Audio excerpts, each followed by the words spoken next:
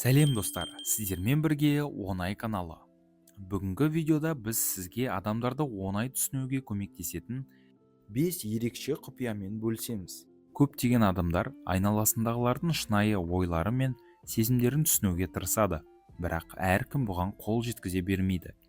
Ал егер адамдардың құпиясын анықтап, олардың ойларын болжауға болатын болса, өмірдегі көптеген жағдайды бақылауда ұстауға болар еді. Ендеше, адамның ішкі жан дүниесін түсінуге арналған қарапайым, бірақ әсерлі құпиялармен танысайық. Ең алдымен көзқарас. Көздер адамның ішкі сезімдерінің айнасы. Адамның көзқарасынан олардың ойы мен көңіл күйін оңай білуге болады. Мысалы, егер біреу сізге тура қарай алмай, көзін жиі төмен түсірсе немесе жан-жаққа алаңдаса, бұл адамның бір нәрсені жасыруы немесе мазасыздану мүмкін екенін білдіруі мүмкін. Егер адам сізбен сөйлескенде көздерін үлкенірек ашып тұрса, олар қызығушылық танытады, ал көзін сығырайтып тұрған болса, әлде қандай күмән немесе жағымсыз сезімдер болуы мүмкін. Екінші, дене тілі, шынайы эмоциялар. Адамның дене тілі олардың шынайы эмоцияларын көрсетеді. Жымию, қолдардың орналасуы, иықтардың түсірілуі немесе кеуденің алға немесе артқа берілуі. Бұлардың барлығы адамның қазіргі күйін білдіреді. Егер адам өзін ыңғайсыз сезінсе, денесі тығыздалады, ал өзін сенімді және ашық сезінсе, олардың қозғалысы кең болады. Егер де адам сізге денесімен бұрылып тұрса, бұл сізге деген қызығушылықты білдіреді. Ал егер аяғын сыртқа қаратып тұрса, ол адам тезірек кетуді немесе сізбен байланыс жасауды қаламауы мүмкін. Сөйлеу тоны, эмоционалды жағдай.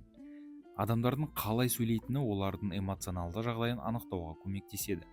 Дауыстың жоғарылауы, үзілістер, күлімсіреп сөйлеу немесе бір сөзді қайталау, барлығы адамның сізбен қалай байланыс орнататынын көрсетеді. Мысалы, біреу қуанышқа толы болса, олардың дауысы көтеріңкі болады, ал қиналғанда немесе қобалжығанда дауысы баяулап, бір қалыпты болатынын білеміз.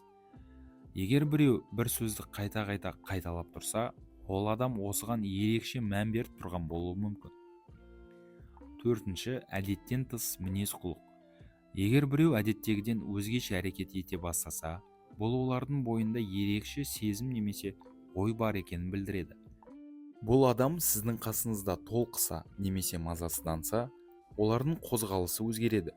Қолдары немесе аяғы тынышсыз қимылдайды.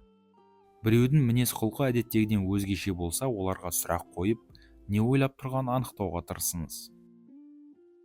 Бесінші, күлкі мен мимикалар, шынайылықтың көрсеткіші. Адамның шынайы күлкісі беттегі мимикалар арқылы білінеді. Егер біреу шынайы күліп тұрса, көздерінің айналасында әжімдер пайда болады, ал еріксіз күлкіде тек еріндері қозғалады. Сонымен қатар, адамның бет әлпетінің өзгеше болуы оның сізге деген шынайы көзқарасын анықтайды. Егер біреу тек ауызбен күліп тұрса, бірақ көздері салқын болса, бұл олардың шынымен қуанып тұрмағанын білдіреді. Адамдарды түсіну үлкен өнер. Бұл құпиялар сізге тек жақындарыңызбен емес, жаңа таныстармен де жақсы байланыс орнатуға көмектеседі. Егер сіз адамдардың шынайы ойлары мен сезімдерін байқай білсеңіз, қарым-қатынас шеберлігіңіз де арта түседі.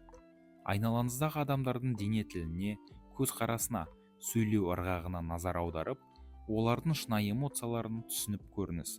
Өз ойларыңызбен видео астында бөлісе отырыңыздар. Келесі кездескенше достар.